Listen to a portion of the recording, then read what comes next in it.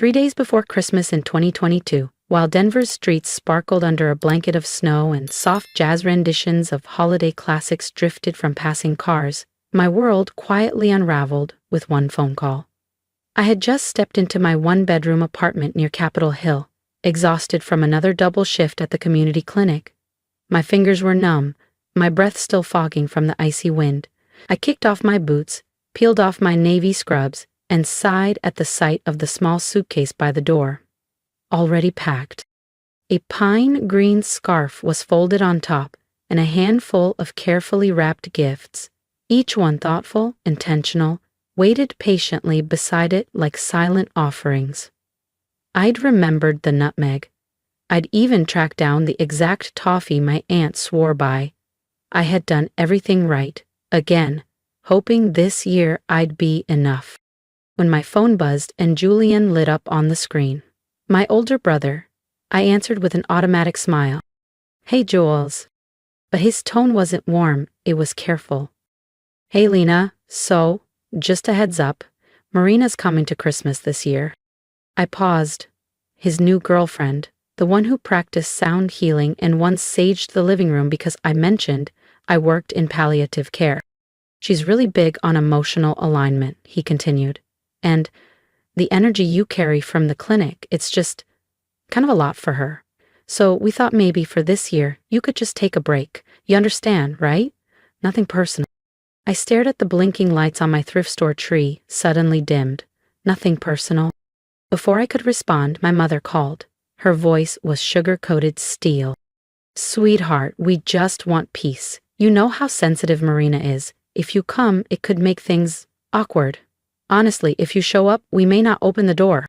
No lies, no sugar-coated omissions, just rejection, delivered with a bout. I didn't shout, I didn't cry, I didn't beg to be included.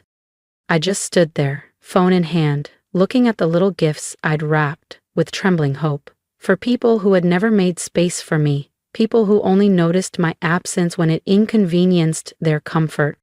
And this year, finally, I let that silence speak for me.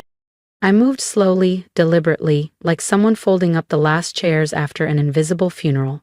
I opened my laptop and logged into my bank account. The automatic transfer to cover my parents' overdue property tax canceled. The quiet monthly deposit into Julian's startup fund locked. The car insurance plan I had co-signed for Dad last year terminated. I wasn't angry, just done. For so long I'd believed that if I gave enough, stayed useful enough, kept showing up with casseroles and calmness, I'd earn a seat at the table. Not just physically. Emotionally. Spiritually. I thought being dependable made me indispensable. But in that warm silence, surrounded by cinnamon-scented air and the low hum of my old radiator, the truth settled like snow. I was never celebrated. I was simply allowed until I wasn't. Outside my window, the first flakes began to fall, soft and certain, muffling the city in white hush. I stared through the glass and felt something surprising. Relief. No more effort to fit in. No more asking, shrinking, tiptoeing. No more asking to be let in. This Christmas, I wouldn't be the outsider pressing her face to the window. I wouldn't be the almost enough they only remembered when something needed fixing. I used to think this was normal. How some kids got spotlight and softness while others were expected to function like furniture, steady, supportive, and silent. I was the oldest. The practice run, as my dad liked to say at cookouts. The test child. The one who had to earn affection through usefulness. Meanwhile, Julian, 5 years younger, was the miracle baby, the charmer, the dreamer. When he skipped rent to fund his band's third album attempt, it was ambition. When I took an extra shift at the hospital, I was overdoing it again. I remembered when he spray-painted abstract shapes across the garage wall at 15. My parents called it passion. Art. They laughed. I dropped a casserole dish 2 days later and got a lecture on carelessness. Once, in high school, I filled out a FAFSA application and left it on the counter for Mom to sign. I even highlighted where. She never asked about it. When my med school acceptance arrived, I brought it home like a trophy. She glanced at it and muttered, "That's intense. Just don't lose yourself in it." Then she turned back to chopping celery. And when Julian dropped out of school for the third time to launch a healing podcast, they hosted a welcome back dinner with candles and wine. There had been balloons, cake, even a framed photo of Julian clutching a paintbrush, still hanging in the front hallway like it was a sacred relic. The same house that had never thrown me a single graduation party seemed to vibrate with pride for the son who hadn't held a steady job in years. I once found one of my old sketchbooks there, half filled with doodles from hospital breaks, scribbled scenes of Denver sunsets, and patients' hands mid-recovery, tossed in the recycling bin beneath takeout menus and expired coupons. When I asked about it, they shrugged, laughed, said they thought it was scrap paper. Maybe it was to them. Maybe I was too. Still, I kept showing up. Through med school, through residency, through the graveyard shifts spent in quiet rooms where most doctors didn't linger. Rooms filled with fading photos, wisp-upped regrets, and the ache of being left behind. That's why I chose geriatrics. I saw myself in those long-forgotten spaces. People who had poured out their lives and were now only noticed when things broke. At home, my role never shifted. I was the calm one, the helper, the invisible hand keeping the cracks from spreading. When the roof started leaking after a snowstorm and the insurance denied the claim, I paid for it, quietly. When Julian's freelance work dried up again, I transferred money without asking questions. When my mom's hip started locking again and her physical therapist stopped coming due to missed payments, I called, scheduled, covered, coordinated. Because I loved them. Or because I still believed that love was something transactional, something you earned through sacrifice. They never said thank you. They didn't need to. In their world, love wasn't spoken aloud. It was assumed, expected, like gravity or daylight. And every time I handed over a piece of myself, they took it, not maliciously, just blindly, never once asking what it cost me. For years, I thought that's what family meant. Being unseen but indispensable. Like scaffolding, essential, but never the focus. But that night, after the calls telling me I wasn't welcome at Christmas, something in me snapped. I realized scaffolding isn't meant to bleed for the building it holds up. I was done watching my life shrink to make theirs more comfortable. If this story resonates with you, even just a little, don't forget to subscribe. There's more to come, and trust me, the next part, that's when everything changes. When Julian impulsively bought a new set of vintage lenses for his documentary project and couldn't afford his Thanksgiving flight home, I bought his ticket. Again. He hugged me at the gate, called me the best sister in the universe, and by the following week, it was forgotten. Just another favor folded neatly into the invisible ledger I was never supposed to acknowledge. No one had to ask. I was always one step ahead, like some ghost in the background machinery of their lives, fixing, covering, smoothing. Quietly. Never seen, but always necessary. They never said thank you. Maybe because gratitude makes it harder to keep leaning on someone without pause. I told myself it was easier that way. Gratitude made you visible, and visible things could be judged or left behind. So I disappeared behind the drywall of their comfort, the hidden beam that never broke, until now. Sometimes after 12-hour shifts at the hospital, I'd sit by the window with peppermint tea and wonder what it would feel like to simply be seen, not for what I could solve or pay for or hold together, just seen, not as a backup plan, not as scaffolding, but as Lena. But those thoughts were luxuries. And wishes? Wishes were for golden boys with sketchbooks, not girls with tax software and heating bills. So I kept going. I brought the bread pudding every Christmas, the one they loved, and smiled when they asked, "Who made this again?" Like it floated in on a holiday breeze. When Julian's rent fell short, I wired money without a word. When my parents called, confused by their W2S, I stayed on the phone past midnight, guiding them line by line, while my own taxes waited in a neat, unopened pile beside the fridge. I told myself love meant showing up, being steady, solving everything. That, one day, if I carried enough weight, someone would turn around and finally see me under it. But standing there in my tiny kitchen, the phone still warm from the call that had banished me from Christmas for being too much, I knew better. They wouldn't see me. Not because they didn't care, but because I had never asked them to. I had trained them not to. That night, with cinnamon clinging to the air and snow falling like absolution beyond my window, I picked up my phone. Not to call, not to beg. I opened my banking app. Quietly I hit cancel. The $800, 0 cents I'd been sending each month to keep their mortgage afloat, gone. Emergency savings, locked. No more surprise repairs, no more middle-of-the-night rescues. Julian's dead car battery next winter. That would be his problem. At first, it felt robotic. Just a few taps. Cancel auto transfer. End payment authorization. Freeze joint access. Like brushing my teeth or paying my rent. Routine. But with every click, a strange stillness unfurled inside me. Not numbness, not bitterness. It felt like freedom.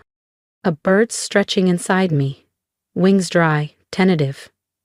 Realizing the cage door had been left ajar this whole time, I opened my notebook and made a list, not to guilt myself, just to see. All the quiet debts I had swallowed without a word. The flights, the surprise surgeries, the bounced checks, the broken down cars. The dozens of emergencies I had patched up behind the scenes, without thanks, without ceremony. The ink blurred, not from tears, but from the weight of finally witnessing my own exhaustion. I wasn't angry, no matter how they'd spin it later. Lena's being cold. Lena's always so intense. No, I wasn't angry. And the thing about being invisible for so long is people only notice when you're gone. When things fall. The missed mortgage payment wouldn't sting until the final notice came. The canceled maintenance fund wouldn't matter until the pipes burst again in January. Julian's gigs would still rise and fall like waves, but this time, no net beneath him. No quiet sister stitching it all together with love and bank wires.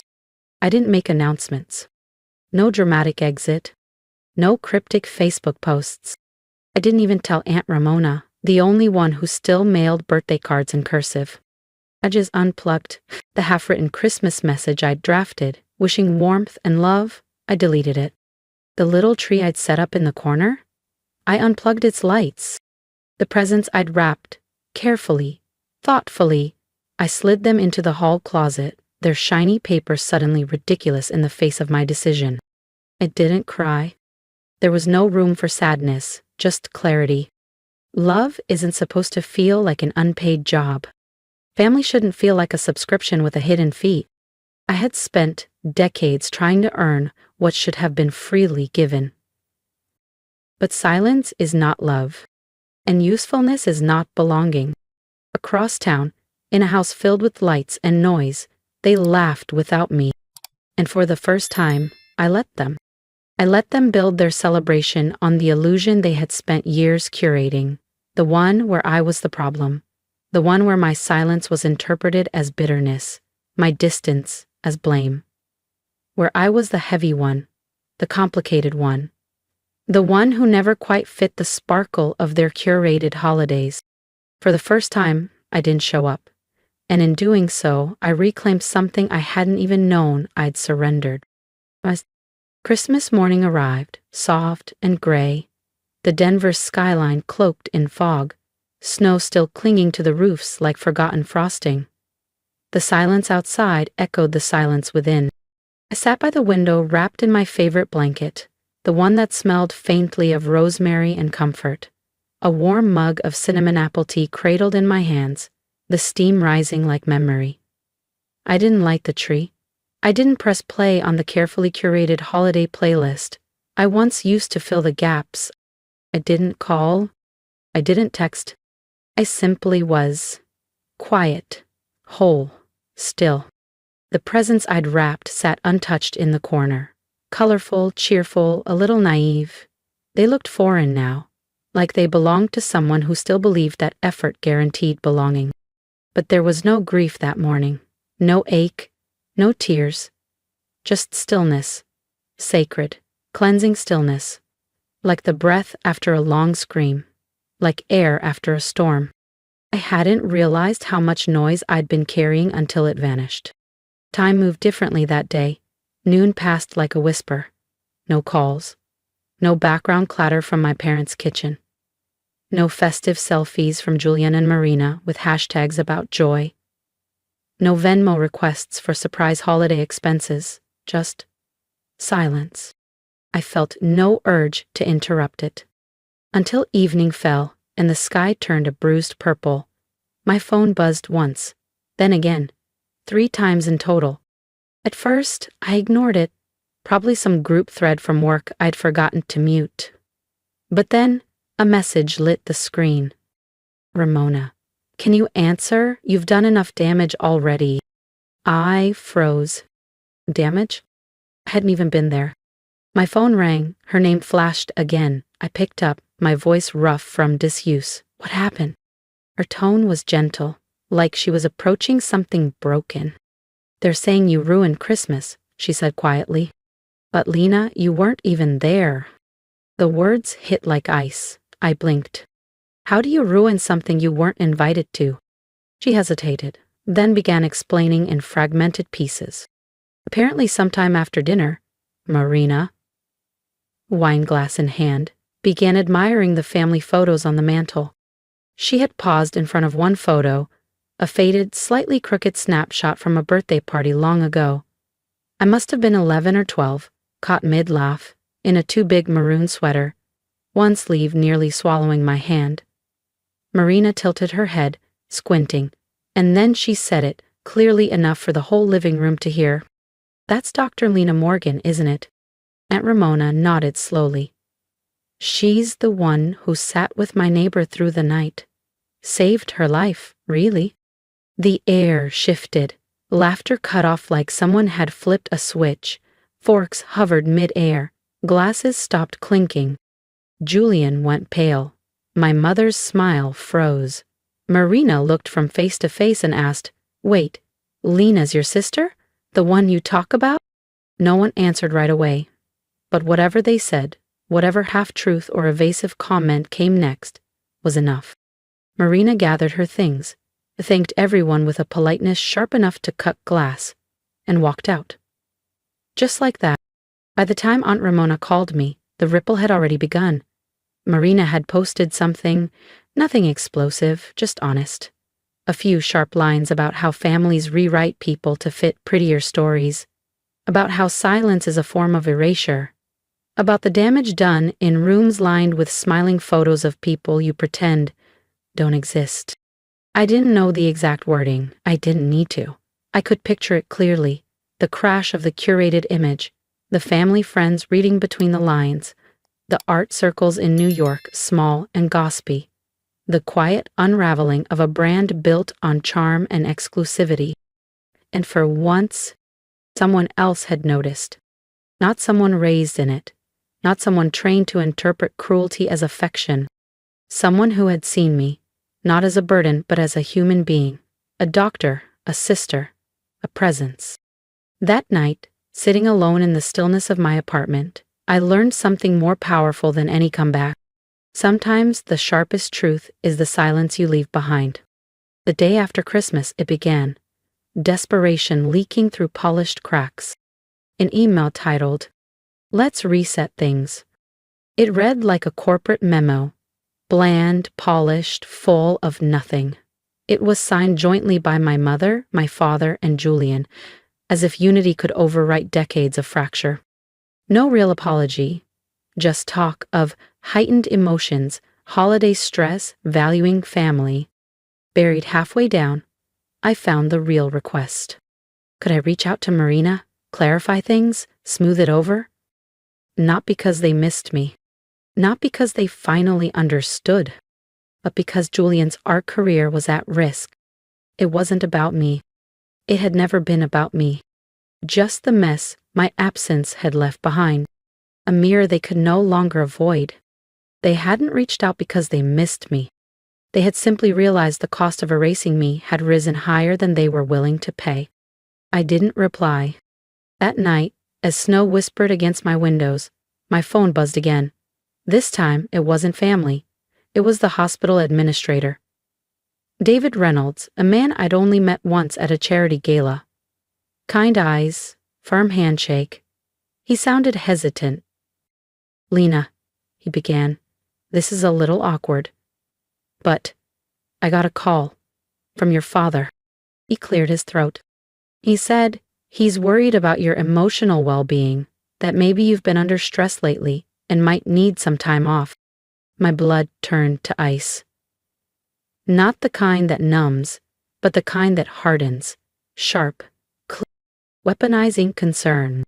My father, the man who once laughed that I was too intense for my own good, was now using that very trait to paint me unstable, not because he believed it, but because he thought it would control me, shake me, scare me into silence. It didn't work. David saw through it. Said as much. But the message was clear. They weren't seeking reconciliation. They were seeking leverage. And that failed. The next move came. A curated smear campaign through group texts. Quiet whispers to cousins and distant aunts. Lena's just going through a tough time right now. She's isolating herself. She's overwhelmed. No mention of Christmas. No mention of exclusion. Just concerned, weaponized into control. A cousin I hadn't spoken to since Julian's first art show messaged me out of nowhere. "Hey love, if you ever need a yoga retreat, I've got a discount code." Overwhelmed? Awake. Each polished manipulation, every betrayal wrapped in performative care, only sharpened my clarity. They weren't protecting me. They were protecting their narrative. The one where Julian was the gifted heart of the family and I was the quiet utility who never made waves. But I was done smoothing their story. The snow outside kept falling, slowly erasing the footprints of every path I'd taken to make myself smaller for them. And for the first time, I felt no urge to correct the record, no need to defend myself. I knew the truth. But it didn't end there. It never does, not with people who believe they are entitled to your silence. It came next, wrapped in softness, my mother's voice. Outside my door. A quiet Sunday, mid-January. That bone-deep winter cold pressing against the windows like it was breathing. I was at my desk, charting patient notes. A mug of tea sat forgotten beside me. That's when I heard it. A soft knock. I didn't move. I just listened to my heartbeat. Steady, calm. Then I rose, walked to the door, and looked through the peephole. There they were. My mother. My father. Julian. Bundled in coats, smiles stretched thin. A picture-perfect apology. Framed in desperation. I wouldn't open the door. Not yet. I didn't feel fear, just a detached, aching sadness. The kind you feel when you finally realized the rescue ship you spent years watching for was just another mirage on the horizon.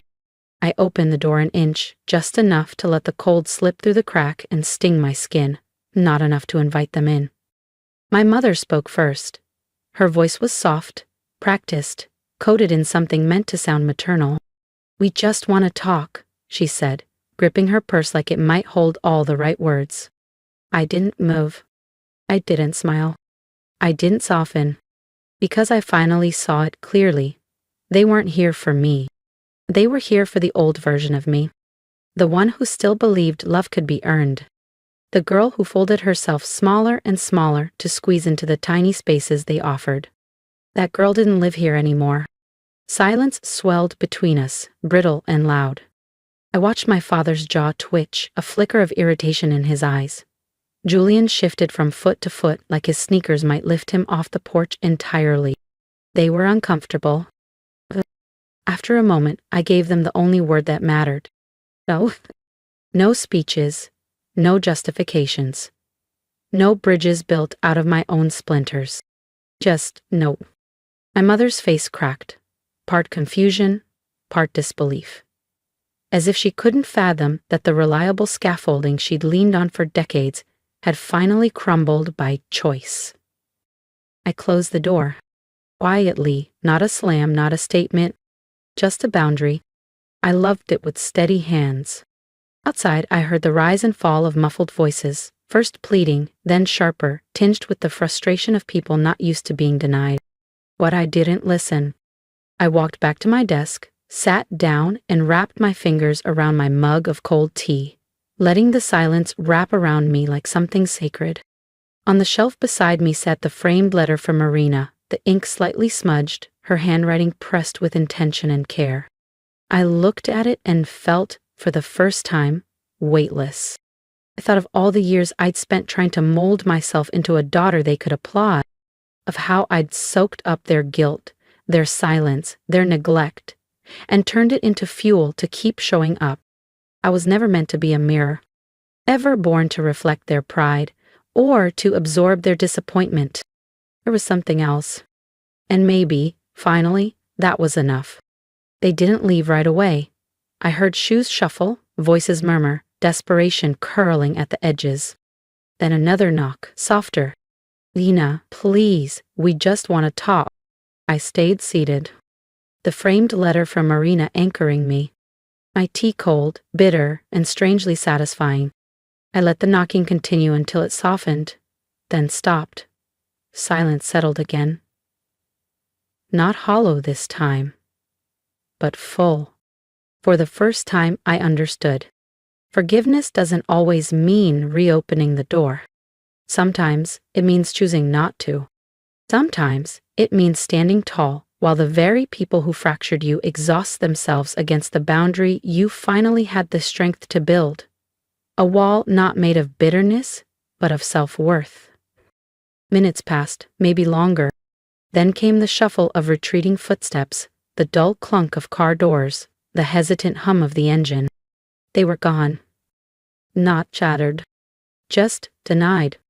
I stood and walked slowly to the window, drawing the curtain back just enough to see the taillights fading into the snow-dusted street. I didn't flinch. I didn't reach for my phone. I felt no pull to run after them, no aching desire to fix what they had broken with their silence. Only peace. Real peace. The kind that settles deep in your chest when you finally stop begging for a seat at a table that was never set for you. Turned away from the window. My apartment felt warmer now.